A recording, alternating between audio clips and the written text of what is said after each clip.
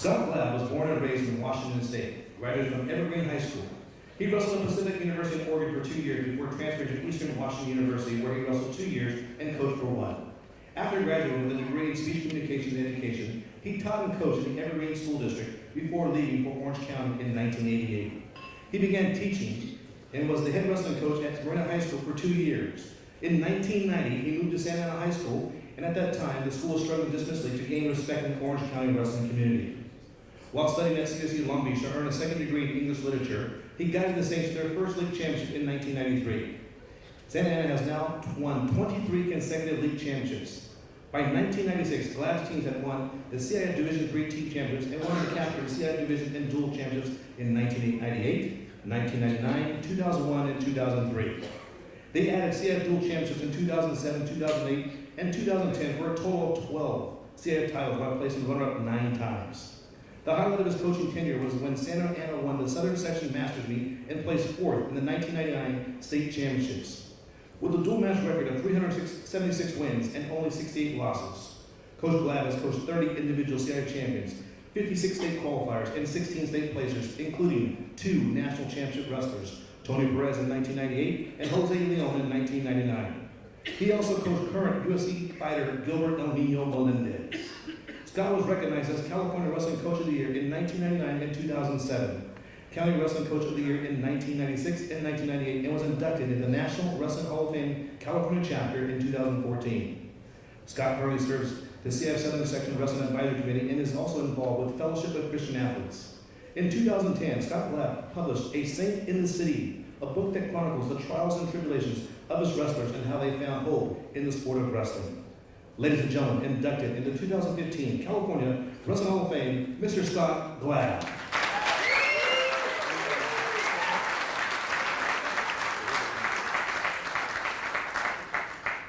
Love you, Bob.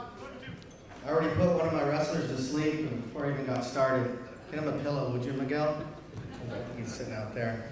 I went out for wrestling in 7th grade, and it was because I had a couple neighbor kids go out. Didn't know anything about the sport. I was 75 pounds. Football and basketball weren't working out for me very well. I sucked at wrestling too. I only won 1 match that season, and it didn't even really count. It was a practice match in the wrestling room with another team, and the only one was keeping score was me in my head. So I was like 1-6 that year. A year later after that, I accepted the Lord Jesus Christ into my life. And those are the 2 things that guided me most, wrestling and God. And I had no problem sharing my faith. I wore it on my sleeve. I took my Bible to school with me. In fact, in high school, I got this shirt that said Evergreen Wrestling. That's where I went to high school. And on the back it said, Powered by Jesus. Well, my high school coach was not of the same faith. He had no faith. And he saw me at a match one time. He goes, Glabb, come here. I don't like that shirt. Why don't you get something like Powered by Baked Beans, okay? I said, sure, Coach. But it did work in my matches, because I remember after beating one kid, he goes, I think he is powered by Jesus. So I psyched guys out with that shirt. Got to thinking a couple of years ago that coaches are a lot like Jesus Christ, the man. Christ came here to serve, and that's what we do as coaches. We serve our wrestlers. You all know, we just go out of our way to do whatever it is we can for these kids, take them to tournaments every weekend, buy them food, buy them gear. We serve our athletes, not like we die on the cross or anything like Christ did, but we serve them. And we also make the ultimate sacrifice like Christ did. And I started FCA, Fellowship of Christian Athletes, because I heard the Lord speak to me one night and said, you're never going to win here at Santa Ana High School, so you might as well start investing time in these kids.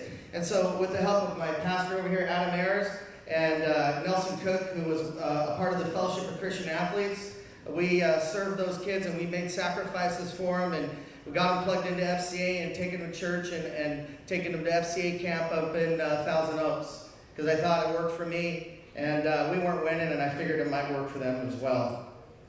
So, coaches, we serve and we make sacrifices. And if you look serve and sacrifice up in the dictionary, you're going to see a picture of my mom and my wife right next to the definition. My mom is a saint. Although she didn't want me to wrestle, she said, look at you, you're so damn skinny. You don't even have a butt. All you have is a back and a crack. I said, oh well, part of wrestling, Mom. I love you. She was always there. She supported me, even though she didn't like watching me wrestle. She showed up. And my wife, she is also a saint, but she knew what she was getting herself into because I was deep into wrestling at the time. And she knows my ministry, and she knows it's a passion of mine. So she just tells me, put it on the calendar. Whatever you're doing and wherever you're going, just put it on the calendar. She's real good about letting me coach without any restrictions. And I have the two boys here, Logan and Cameron, and there's a lot of nights you go without Dad, and I apologize, I'm sorry, and hopefully that will change a little bit as I look for another coach to kind of replace me in the next few years. Real quick, I want to talk about one of those wrestlers who I was worth serving and making sacrifices for. He brought the devil out in me quite a bit, though. He was a smart aleck as a freshman. He was arrogant. He was always asking questions why. He had poor grades. His extracurricular activity was tagging, spraying street signs. And his nickname, his tagging crew gave him was Ditto. And I guess it's because he was always tagging signs over and over and over again. In fact, this kid came up with one of the best excuses to get out of practice I ever heard. And coaches, you've heard them all. This one could coach, I got to go home and vacuum. Really? Vacuum? And write that one down. So he got arrested for tagging, and soon I found myself taken into his community service hours. And after he got caught and was arrested for that, he turned his life around 100%. It was amazing to see what he was doing on the mat and how great of a wrestler he was becoming. And that's what wrestling's about, changing lives. And Vince Silva was coaching with us at the time, and Vince Silva gave him another nickname. I'm going to nickname you Rat, because he'd get all tired and sweaty and crawl under this bench in our wrestling room. And so Silva nicknamed him the Rat because he looked like one. All of a sudden, the Rat was getting better, and then his parents decided to move out of Santa Ana. And I go over to those parents' place, and I go, hey, look, I want this kid to stay. He wants to stay, so I made a commitment to pick him up every day from school and take him home every day from school for 2 years. And that's what I did. And it paid off because the Rat was a 3-time league champion. He was a 2-time CIF champion. He was our first Masters champion in the history of the school.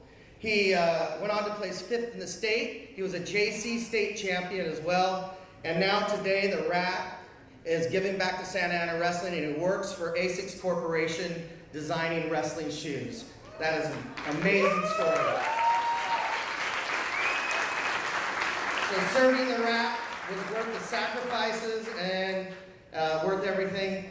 It was all about coaching, and I'm so proud of you, Rat. There's a Rat right over here, Fernando Serratos. He designs shoes. Hold on, he designs shoes. He doesn't sell them, so no discounts. All right? So it's an honor being inducted in the California Wrestling Hall of Fame. I thank you all very much, and God bless.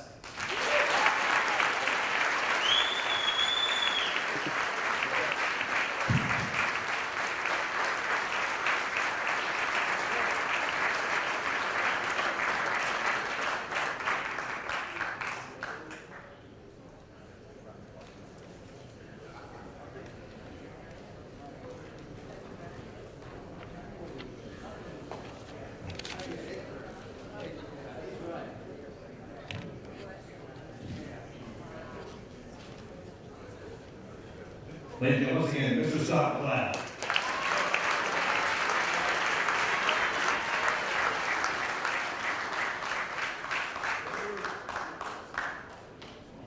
Ladies and gentlemen, introducing our final 2015 California Wrestling Hall of Fame inductee, Mr. Alan Albright.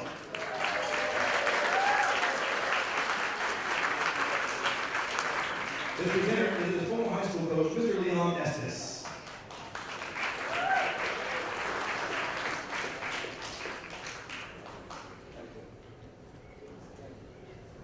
Alan Albright was a 2-time CIF Southern Section champion for Norwalk High School. He was the outstanding wrestler his senior year, 72-0 his junior year and senior year. He was a high school national freestyle champion and 3rd in the world in 1971 in Tokyo, Japan. Alan Albright coached Spanish Fork High School to its first state wrestling championship. In 1984, he was named High School Coach of the Year. He was on the East-West All-Star team. His BYU team won the Western NCAA Regionals, Private University National Championship, and was named National Private University Coach of the Year, along with his team being the #1 academic team in the country. In addition, his two graduate assistants at BYU were Hall of Famers Mark Schultz and Mark Fuller. Currently, Alan Albright is a high school guidance counselor. He's been married for over 43 years and has 5 children and 32 grandchildren.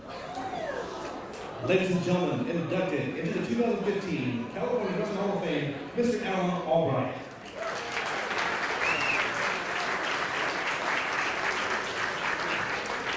I was going to tell him, Anthony, there is overtime in wrestling.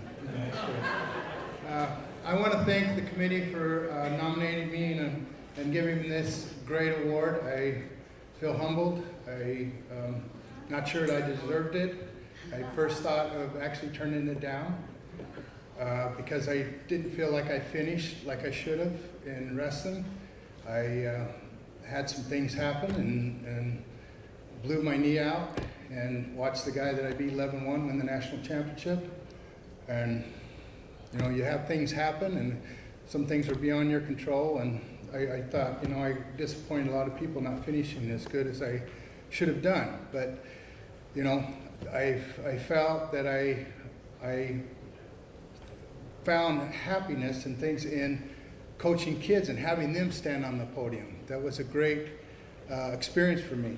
I've got 3 of my high school coaches that I've been lifelong friends with that are here tonight. And then I also, and let's see anybody beat this, the basketball coach at our high school is here. My high school is here. So I think that's was really neat, and I appreciate them being there. I would like to also mention that my first kid I ever talked into wrestling when I went to Spanish Fork High School in 1976, he was a junior, playing football, good athlete, and I said, you need to wrestle and stuff, and he's here tonight. He came from Dallas to come down and fly down and be with me down in Hampton. So I want to thank my two sisters. They wanted me to mention their names several times, but I couldn't do it. I want to thank my dad. Years ago when I was wrestling, I started wrestling when I was a freshman in high school. Coach Estes, in our school, you had, after football went over, if you didn't go into a sport, you went into 0 period. So after my freshman year in football, I went into 0 period. And I was there a week, and all of a sudden the next week, Coach Estes comes up to me and he says, Albright, how come you're not wrestling? I said, well, how come, why aren't you wrestling? I said, well, I'm just a football player. He goes, you won't be if you don't wrestle. Get your gear and you'll be there tonight. And then I showed up that afternoon, And that shows you, coaches, you got to get the kids out. You can't have a circus with no animals, So,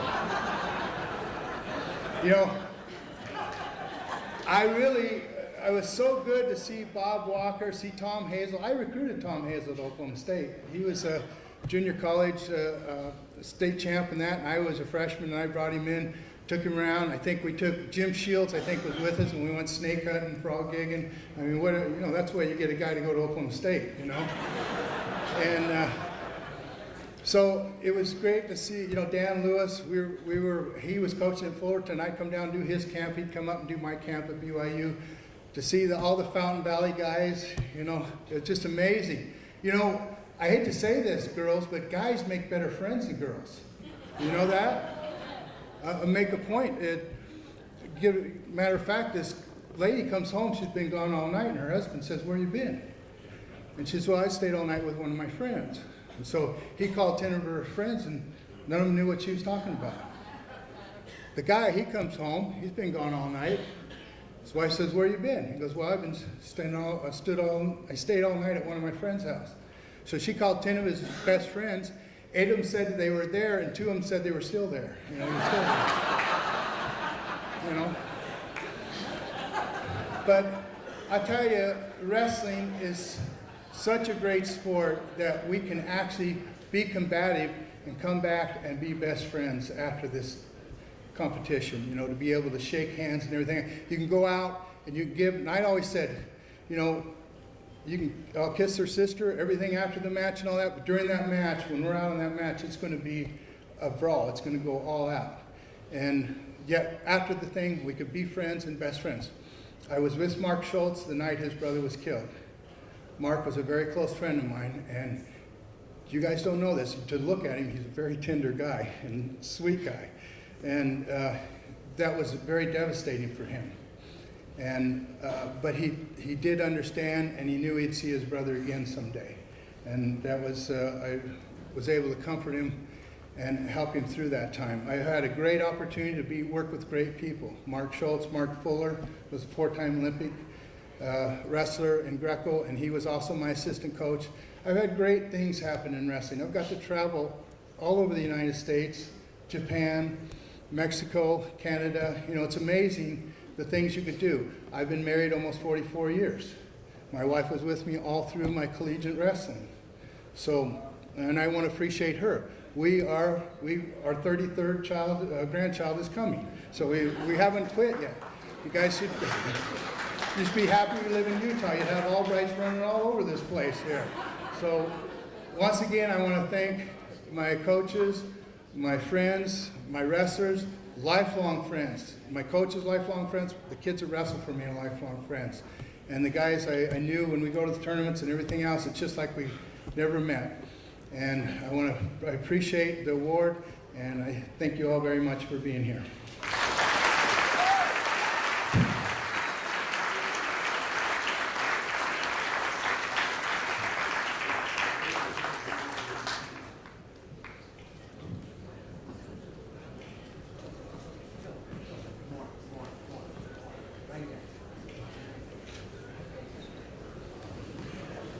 Ladies and gentlemen, Mr. Alan Albright.